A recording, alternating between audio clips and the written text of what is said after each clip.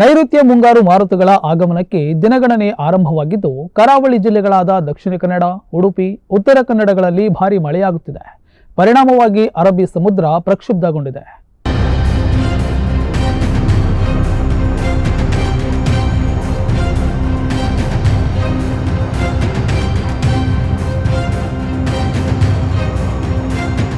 ರಾಜ್ಯಾದ್ಯಂತ ಸುರಿಯುತ್ತಿರುವ ಮಳೆಗೆ ಸಾಕಷ್ಟು ಅನಾಹುತಗಳು ಸಂಭವಿಸಿ ಜನಜೀವನ ಅಸ್ತವ್ಯಸ್ತವಾಗಿದೆ. ಇತ್ತ ಕರಾವಳಿ ಜಿಲ್ಲೆಗಳಲ್ಲಿ ವರುಣಾರ್ಭಟ ಮುಂದುವರೆದಿದ್ದು, ರಕ್ಕಸ ಗಾತ್ರದ ಅಲೆಗಳು ತೀರಕ್ಕೆ ಅಪ್ಪಳಿಸುತ್ತಿವೆ.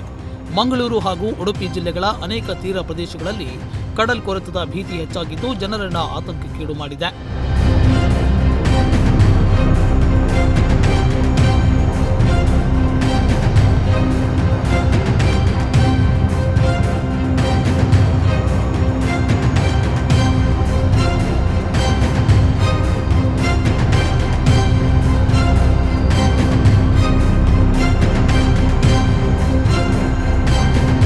ಇನ್ನು ಅರಬ್ಬಿ ಸಮುದ್ರದಲ್ಲಿ ಅಲೆಗಳ ಅಬ್ಬರ ಜೋರಾಗಿದ್ದು, ಈಗಾಗಲೇ ಮೀನುಗಾರರಿಗೆ ಮೀನುಗಾರಿಕೆಗೆ ತೆರಳದಂತೆ ಹಾಗೂ ಪ್ರವಾಸಿಗರಿಗೆ ಜಿಲ್ಲಾಡಳಿತ ಸೂಚನೆ ನೀಡಲಾಗಿದೆ.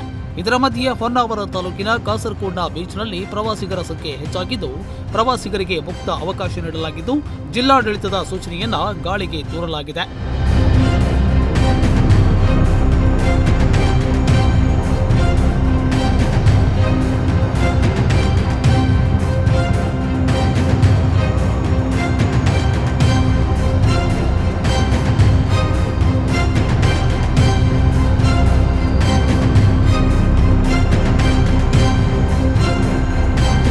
ಕಳೆದ 3-4 ದಿನಗಳಿಂದ ಕರ್ನಾಟಕದ ಬೆಂಗಳೂರು, ಮೈಸೂರು, ಮಲೆನಾಡು, ಕರಾವಳಿ ಜಿಲ್ಲೆಗಳಲ್ಲಿ ಮಳೆಯ ಅಬ್ಬರ ಹೆಚ್ಚುತ್ತಲೇ ಇದೆ. ಶಿವಮೊಗ್ಗ, ಉತ್ತರ ಕನ್ನಡ, ದಕ್ಷಿಣ ಕನ್ನಡ, ಉಡುಪಿಯಲ್ಲಿ ಮಳೆಯ ಆರ್ಭಟ ಹೆಚ್ಚಾಗಿದ್ದು, ಭೂಕುಸಿತ, ಮನೆ ಕುಸಿತದ ವರದಿಗಳು ಆಗಿವೆ.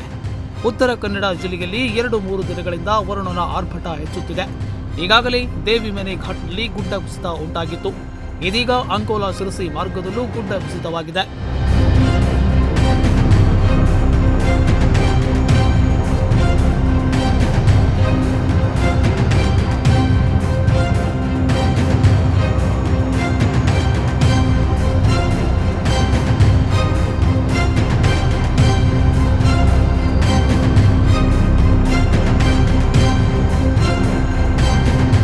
ಉತ್ತರ ಕನ್ನಡ ಜಿಲ್ಲೆಯ ಕಾರವಾರ, ಅಂಕೋಲಾ, ಕುಮಟಾ, ಭಟ್ಕಳದಲ್ಲಿಯೂ ಭಾರೀ ಮಳೆಯಾಗಿದ್ದು, ಘಟ್ಟದ ಮೇಲ್ಭಾಗದ ತಾಲೂಕುಗಳಾದ ಶಿರಸಿ, ಸಿದ್ದಾಪುರ, ಯಲ್ಲಾಪುರ ಸೇರಿದಂತೆ ಬಹುತೇಕ ತಾಲೂಕುಗಳಲ್ಲಿ ಗಾಳಿ ಸಹಿತ ಭಾರೀ ಮಳೆಯಾಗಿದೆ.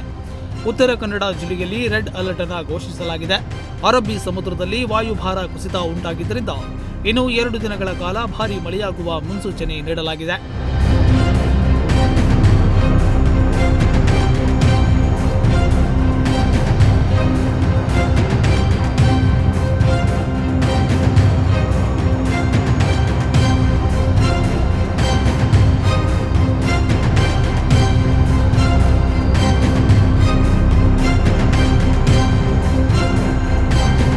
ಒಟ್ಟಲ್ಲಿ ಅರಬ್ಬಿ ಸಮುದ್ರದಲ್ಲಿನ ವಾಯುಭಾರ ಕುಸಿತದಿಂದ ಜಿಲ್ಲೆಯಾದ್ಯಂತ ವ್ಯಾಪಕ ಮಳೆಯಾಗುತ್ತಿದ್ದು, ಕಡಲ ತೀರದಲ್ಲಿ ಅಲೆಗಳ ಅಬ್ಬರ ಜೋರಾಗಿದೆ.